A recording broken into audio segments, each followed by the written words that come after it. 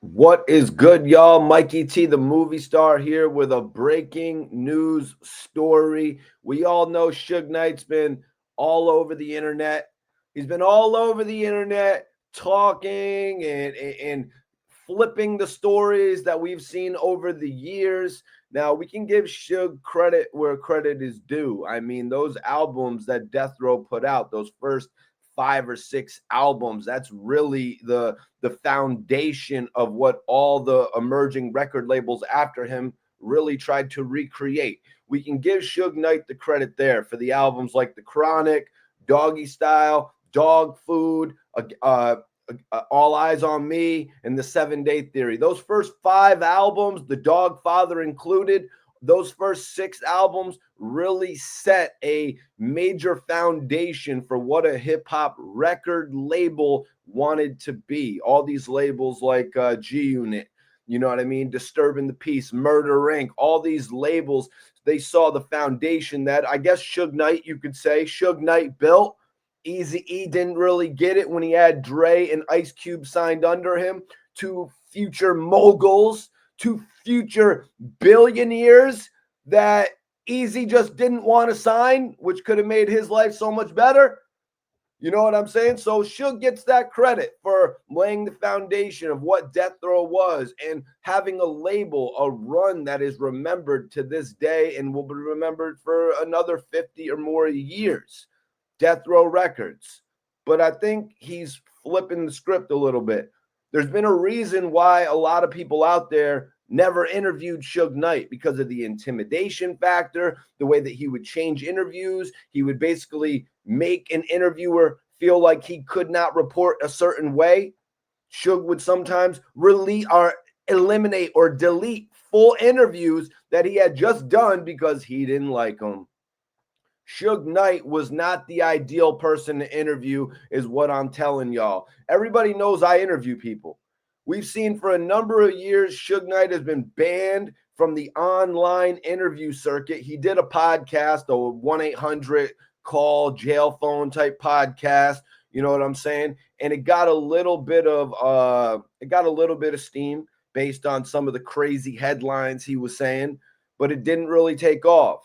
You know what I mean? It wasn't really big enough of a platform for Suge Knight. No disrespect to whoever he was doing the platform with. It wasn't really a big enough platform. But now Suge has got the big enough platforms to speak because everybody wants to listen right now. But there's a reason Suge Knight hasn't been pretty much allowed to do interviews for the last decade plus because the man literally, he flips the truth. This guy is in interviews talking about the dog pound. We're selling mad records, but then when Snoop Dogg starts Death Row, they sell nothing. Times have changed, Suge. Just because you put out the Dog Pound album, Dog Food, right around the major success of Snoop Dogg, just because you put that album out at the right time and it sold 278,000 copies first week, yeah, over a 250,000 first week, it's not the same day and age. Music isn't even looked at the same way.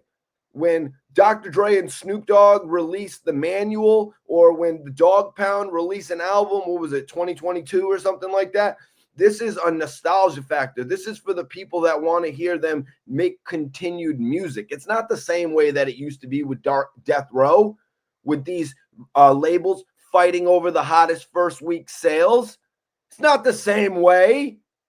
But we can bring up how Death Row was shipped over to Priority, and you want to diss Daz Dillinger, calling him homeless, saying he was in foster homes, as if that's even something to joke about.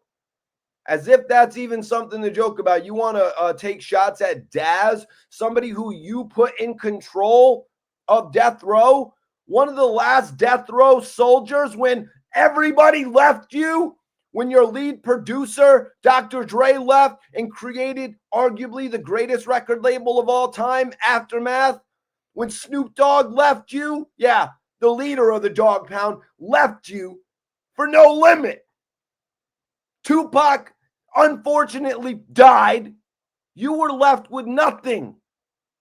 You got arrested because of your involvement in the brawl in Las Vegas. and you were forced to leave the record label with a man that you're dissing now, a man who pretty much kept the label together because he was the producer. He was your only other producer, not your only other one, but your only other named producer after Dr. Dre. And Daz had a couple things to say about you since you want to speak up. Daz actually said, let's address the Tupac issues. You said Tupac and I had an issue in that he spit in my face 3 times.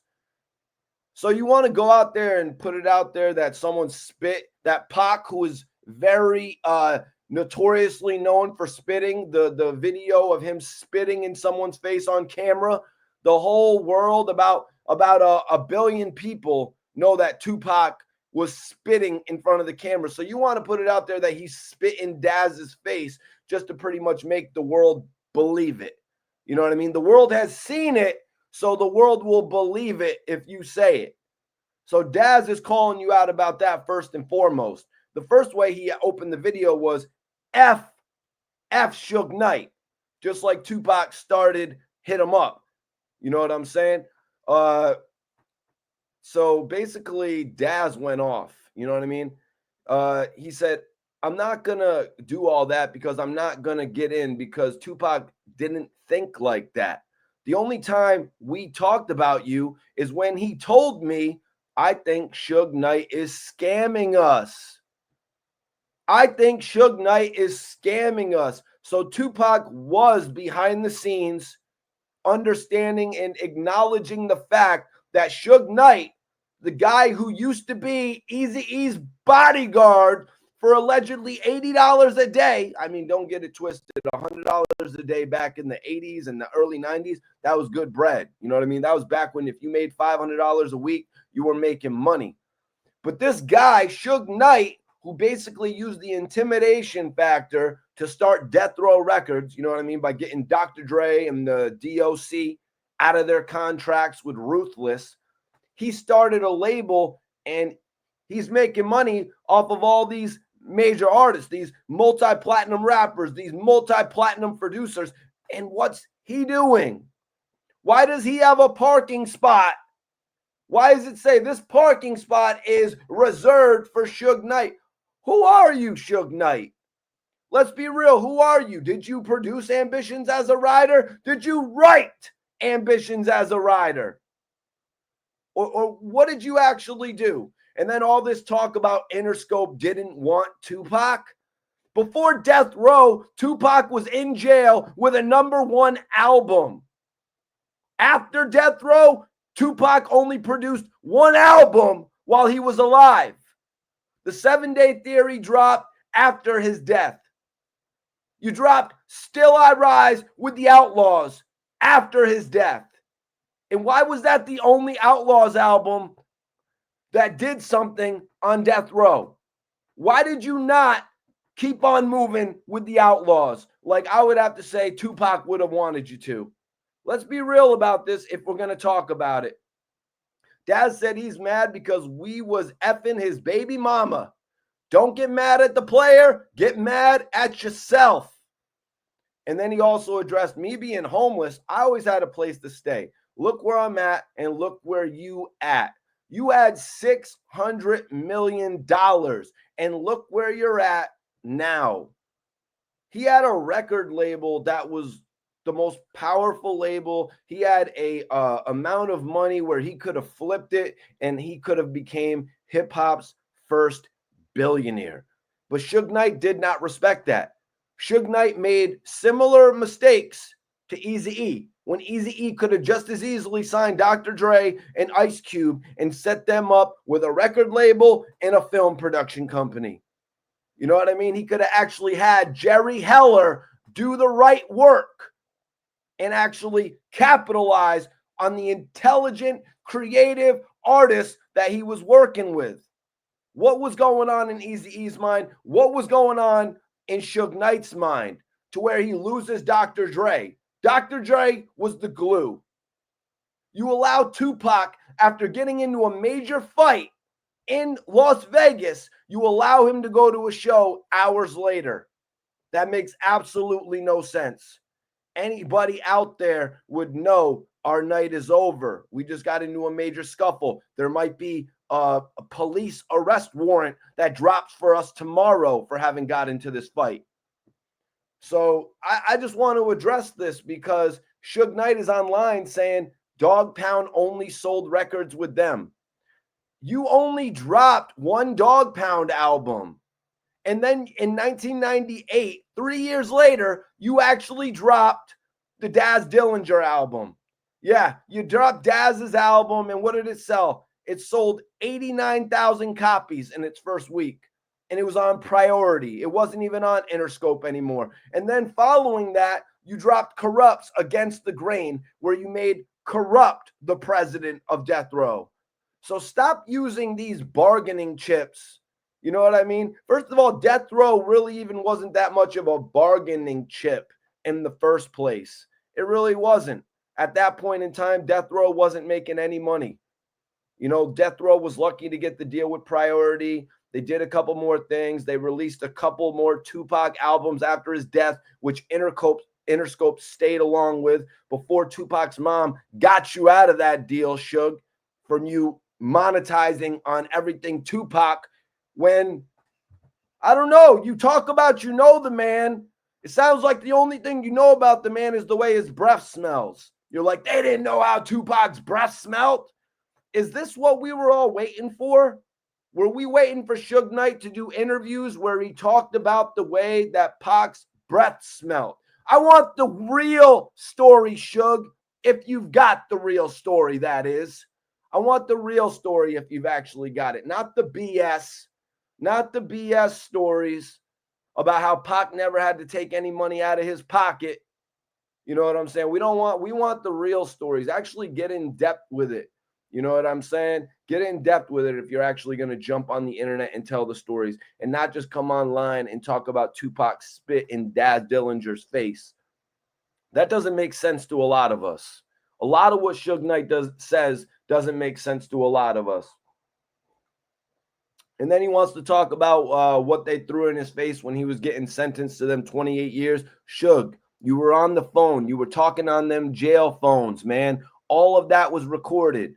Don't talk about how nobody wasn't there to support you. You was on them jail phones, and they used all that information against you. You should have been smarter than that. You should have been smarter than that. You've been around since the 90s, but in jail since the 90s. But I guess that's what kind of screwed you up in your mind because you didn't realize all the way the new technology works.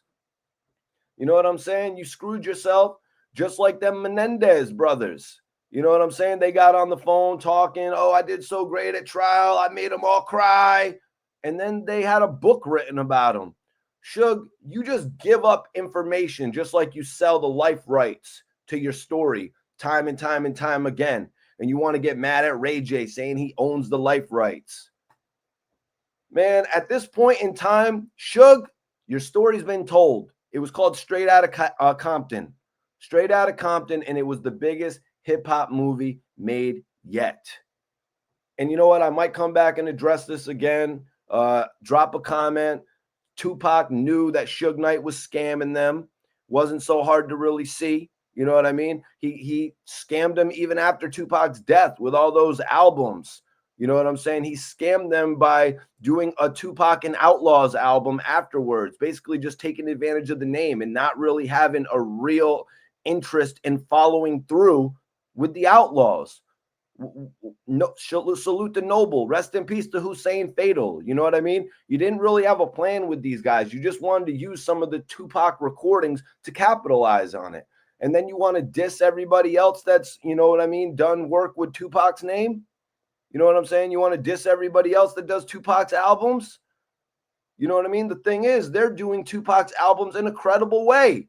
You came out here and you dropped the new mixes just because E1 would give you a deal. You dropped the new mixes. It's embarrassing.